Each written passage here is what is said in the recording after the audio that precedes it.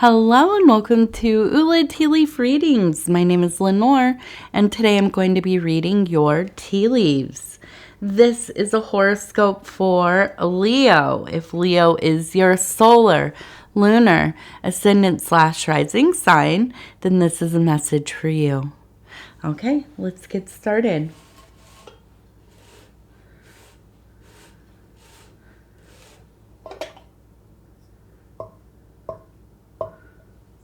Okay. And so we shall look and see what these tea leaves have to say today. Move my light a little bit over this way. We had quite a shadow there.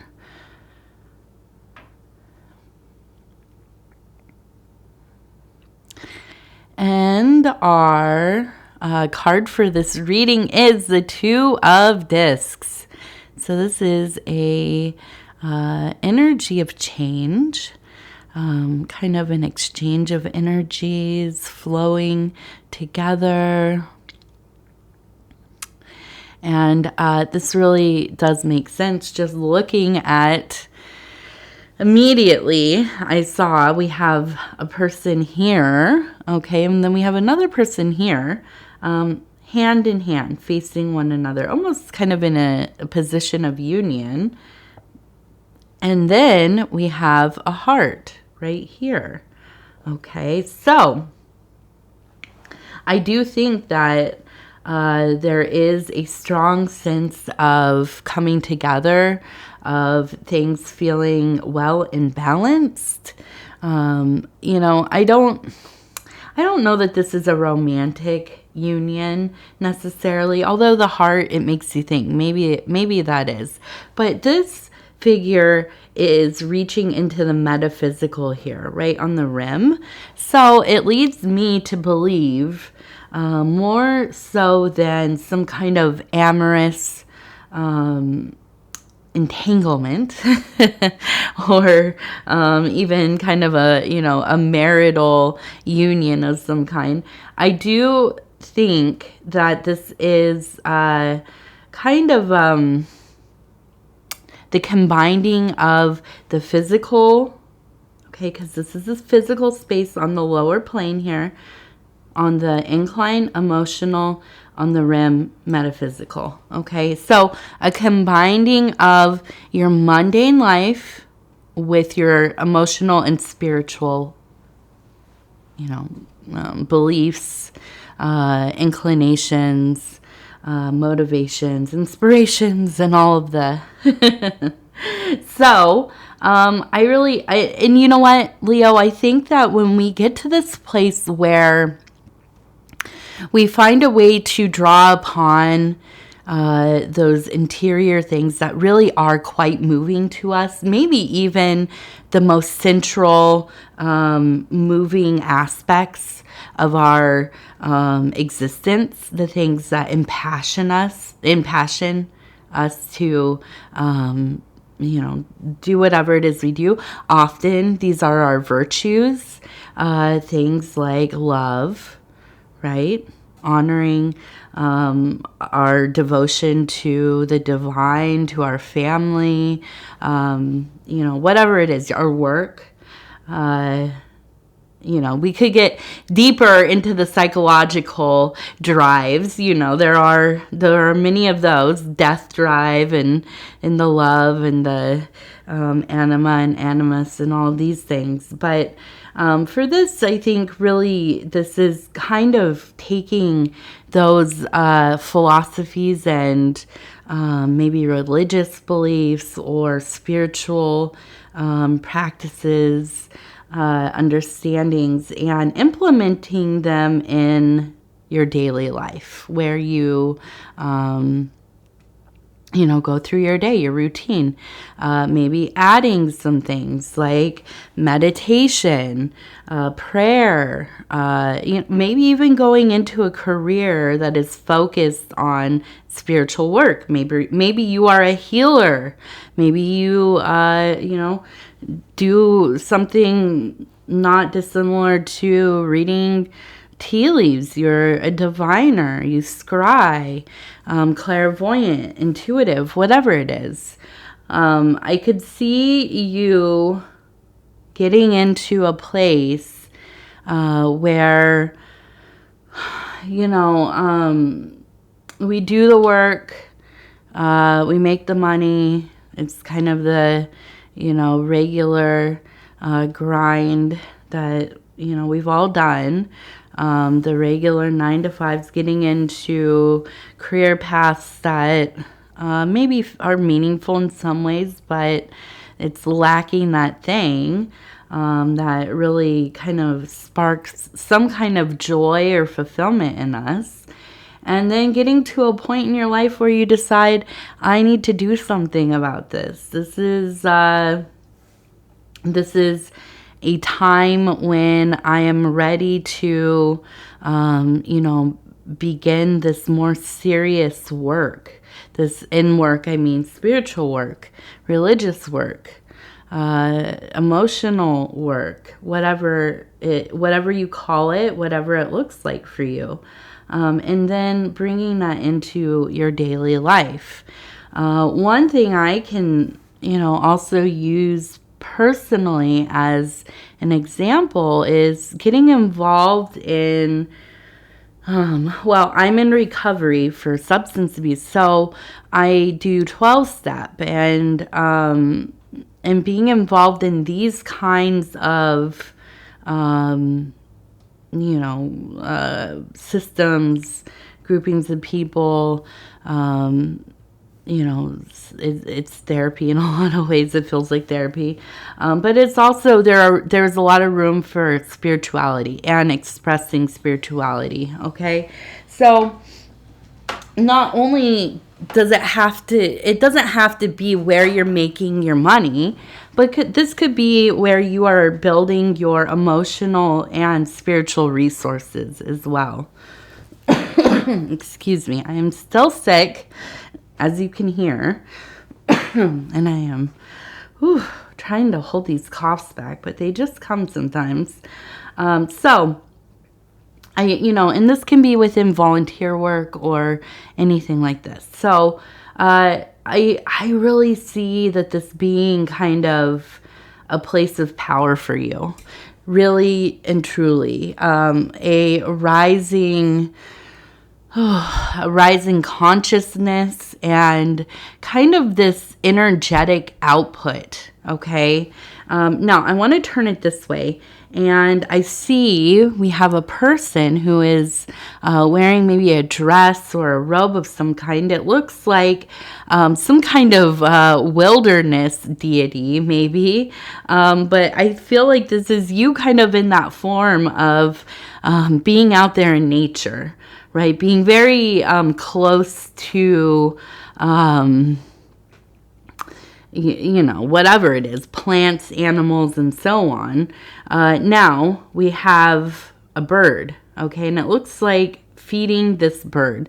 This bird looks like it is maybe a large blackbird. Now the blackbird, for as far as my affiliation with this symbol of a large black bird, this is not a sign of death. I know that some people read it as a sign of death coming or whatever, but for me, I believe that this is a sign of great intelligence, okay, almost kind of a trickster, okay, and I know that this is in line with maybe some of the North American indigenous attributes, a bit of a trickster, okay, something that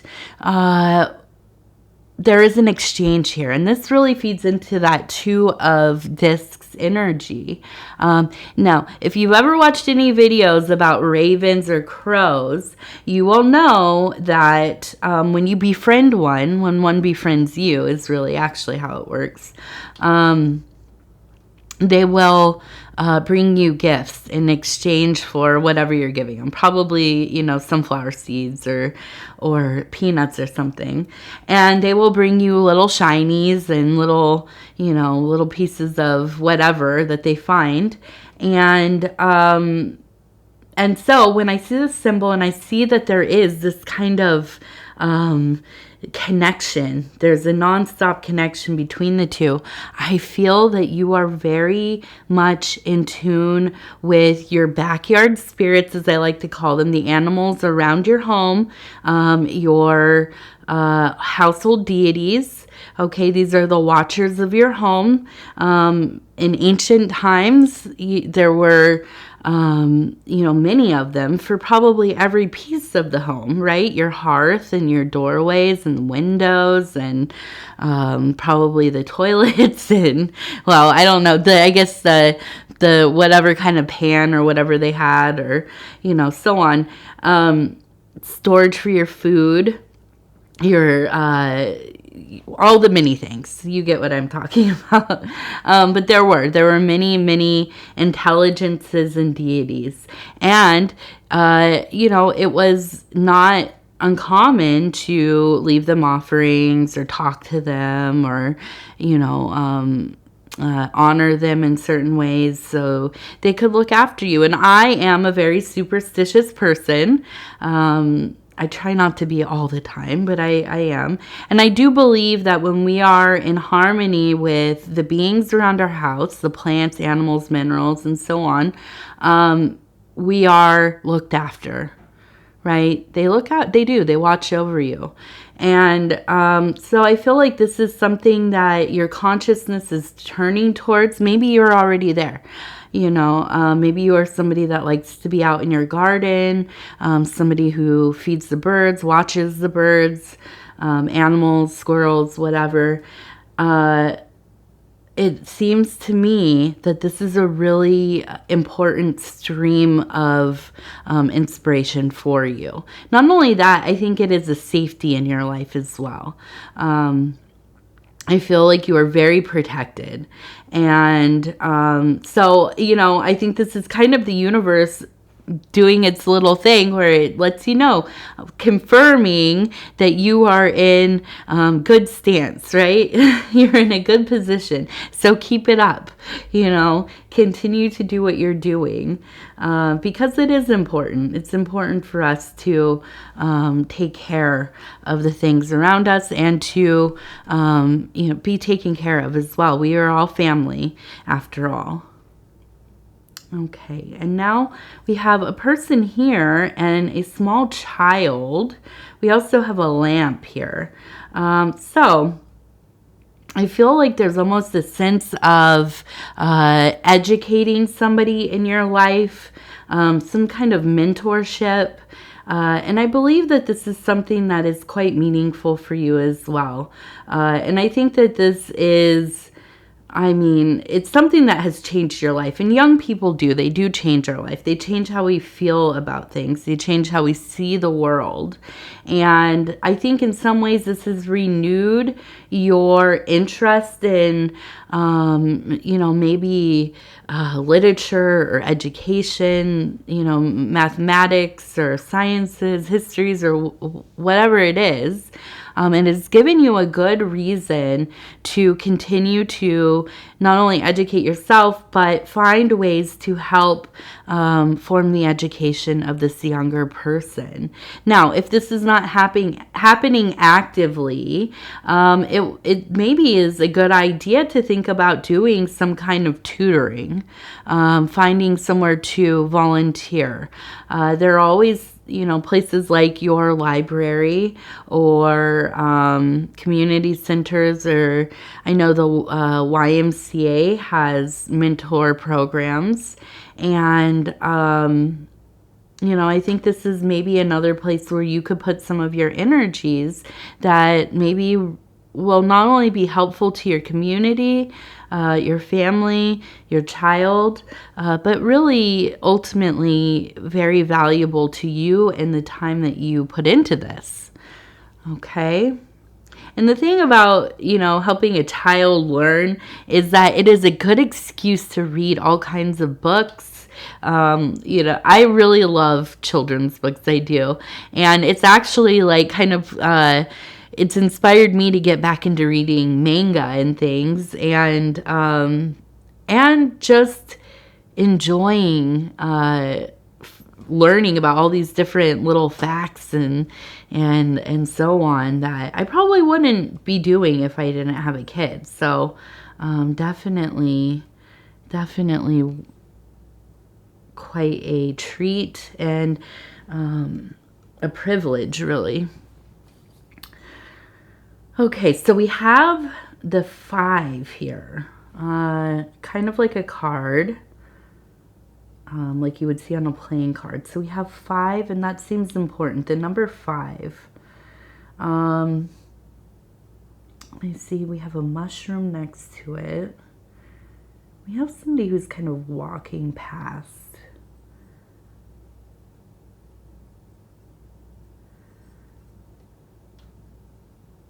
We have a wishbone. Okay, so I really feel like there's a sense of, with the mushroom, looking at the really subtle things here. Okay, we have the 5. It has a heart as one of them. So I really think that you're really in a place where you are bringing this. It is a love of, I feel like it's just like, it's a very spiritual love. It's a very emotional love. It's not romantic necessarily. I keep getting this idea. This is not about romance. This is about finding things that make you feel like you are living a worthwhile life, right? And a lot of this happens in our mind, obviously. I mean, really everything happens in our mind, but finding ways to implement this in the way that you're living, it seems so important to me right now as I'm looking through this. And I feel that, maybe in the next like 5 months, this is going to be more important than you can imagine. I think that realigning your life in such a way where you are doing things that not only that you enjoy, but they really are stimulating to you. I think that's really going to shift the way that you are experiencing everything. Okay. Excuse me. Now, I think that we live in a culture that really promotes this idea that we have to work so hard, work ourselves to the bone. Every moment of our life, we're working, we're trying to, make money, trying to do this, trying to do that, stay on top of everything. And all of that's important, yes. But when we are living like that so much that we never get a chance to do the things that ultimately, maybe we think, oh, when I retire, I'll have all this time to be able to travel the world and study the things I want to study. But you know what? We can't always live that way, right? By the time we get to retirement, if you can ever retire at all in the way the world is now, you're so broken down from all of this work you've been doing. You're soul tired. And then you spend the rest of your life trying to undo some of that, or just, to be well.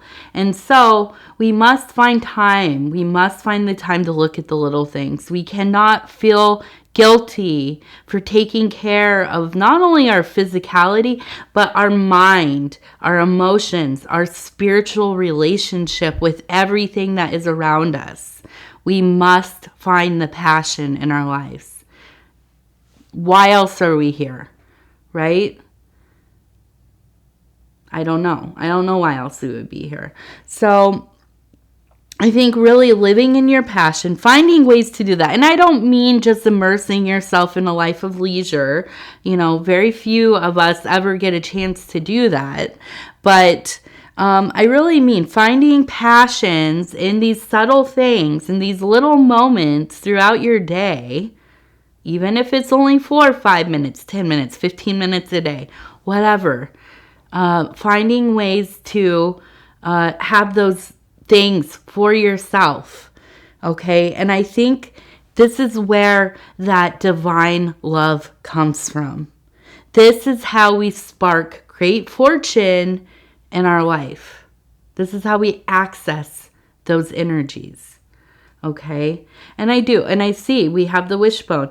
And there's a lot of wishing going on. Now you just have to do the thing. Throw that bone out of there. You don't need to win. You don't need to win the game to have good fortune. Okay, it's about changing our perception of what is good fortune, first of all, but also allowing ourselves to have the time to access it. And I know we're all overscheduled, we're all tired, we're all, doing our best, but we have to find those little things. Okay, so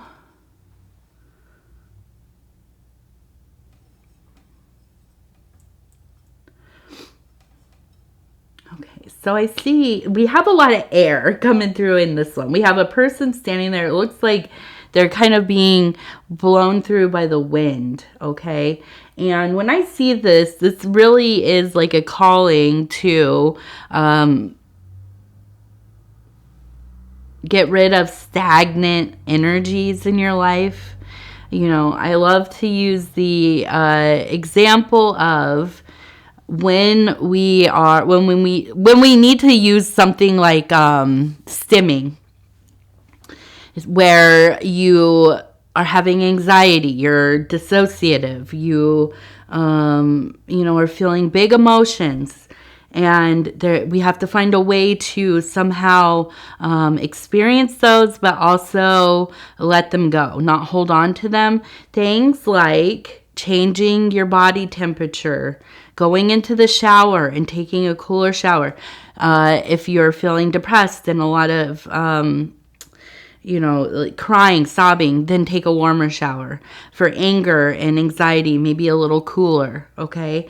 But the other thing that I find really helpful, if you have access to wind, of course, going out into the wind and just standing in it.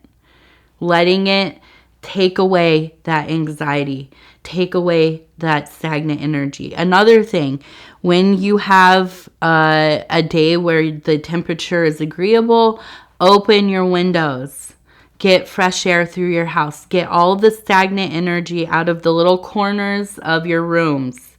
Okay, this will help. I know, it doesn't always align right, especially if you have like a lot of hot weather. I know in the southern hemisphere it's hot. In the northern hemisphere a lot of places are cold, but at the warmest part of your day or the coolest part of your day, open the windows, let that air come through. It will help. I know it doesn't seem like that big of a deal, but I can't tell you how many times they go into people's houses and the air is stagnant and you can just feel that there is a sense of stuck energy, and you don't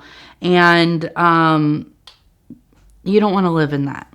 We get used to it. We get acclimated to it. We don't even realize it feels that way, right?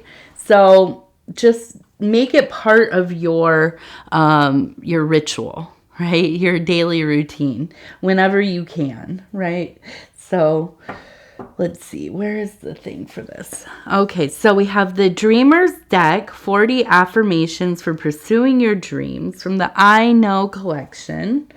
I'm going to go ahead and flip through this and stop where it feels right, and then we'll read it together.